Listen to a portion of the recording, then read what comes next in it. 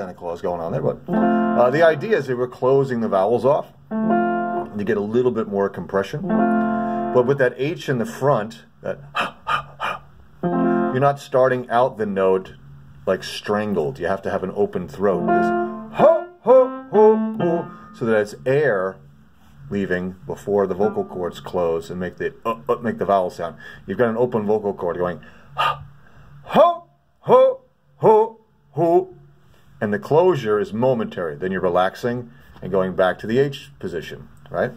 This keeps you from strangling as you go up. Now, if this is weak, you know, and you're like, ha, ho, ho, ho, ha, ho, ho, ho, ha, ho, ho, ho, that's okay.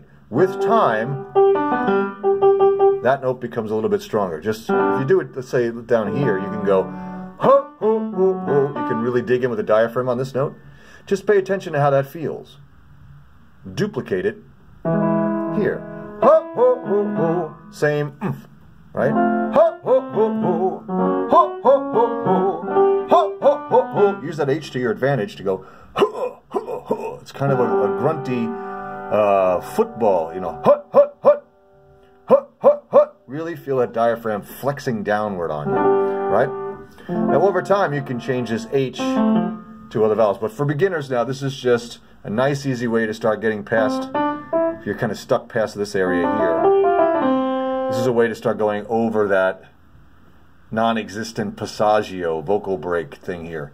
I shouldn't say non-existent vocal break. There's a vocal break there, but there's a non-existent passagio here. That's an outdated term and approach. There is no passageway here. There's nothing to travel through. It's just a change in vocal cord configuration. Resonance shift and a slight vocal cord shift. It's mainly the resonance shift that you have to kind of just conquer here. And that's accomplished through breath. Okay, so next time, please, again, subscribe, comment, share your like. Don't forget the links below there.